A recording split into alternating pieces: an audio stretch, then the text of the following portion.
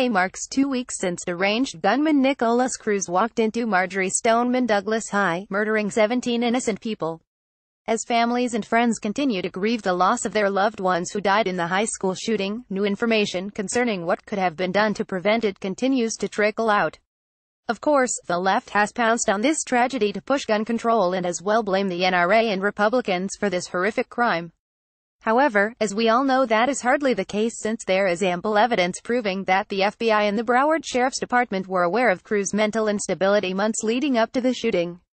Though what is even more frustrating to learn is that Cruz could have been arrested long before he even thought about picking up a weapon if it wasn't for Sheriff Israel and a bad policy that was implemented years ago to stop arresting teens at school for crimes. Of course, after learning about this insane policy, we all are wondering how this could have happened, but now we know, and it all comes back to the racist hate group, the NAACP. Over the last 2 weeks, all eyes in our country have been fixed on South Florida and the tragic shooting that took place there, which has sparked the gun control debate once again.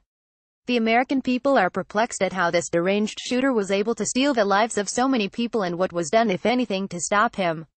The frustration only has increased as we all have learned that the FBI and the Broward County Sheriff's Office received numerous tips concerning the erratic behavior of Nikolas Cruz, and how nothing was done, but now we know why.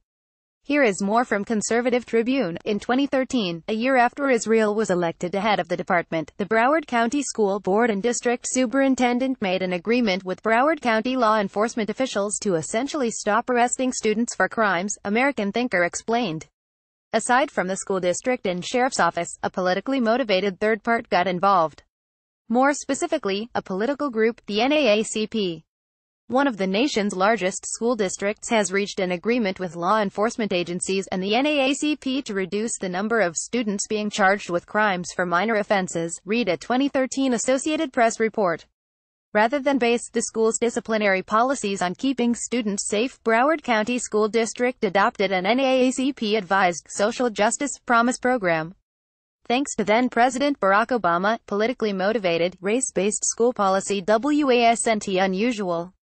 As noted by American Thinker, in Obama-era, considerations of race routinely shaped educational policy.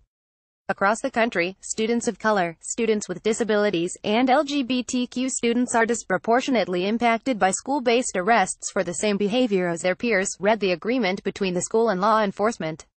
The solution looked the other way. What began as a somewhat innocuous policy of overlooking students' minor offenses, turned into a culture of turning a blind eye to serious crimes. After all, how could crime and incarceration statistics continue to fall if reports were made by the school and arrests made by the authorities? As noted earlier, Sheriff Israel even boasted about these artificially low crime statistics on a candidate questionnaire for his re-election. The results speak for themselves. As our sheriff, I successfully implemented new policies and approaches to public safety that sharply reduced violent crime and burglary rates, the sharpest declines in the entire state of Florida, he said.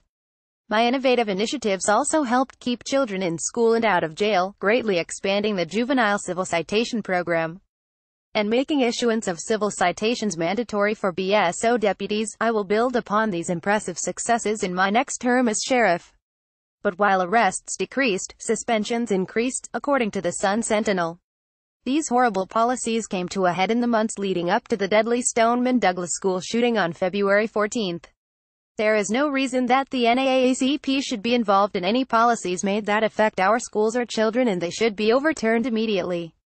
This horrible policy resulted in the deaths of 17 innocent people, and all those who helped implement it should be held accountable for their actions.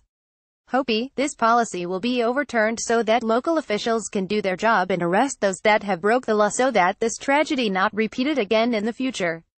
Share if you think that the NAACP should not be involved in making policies for our schools.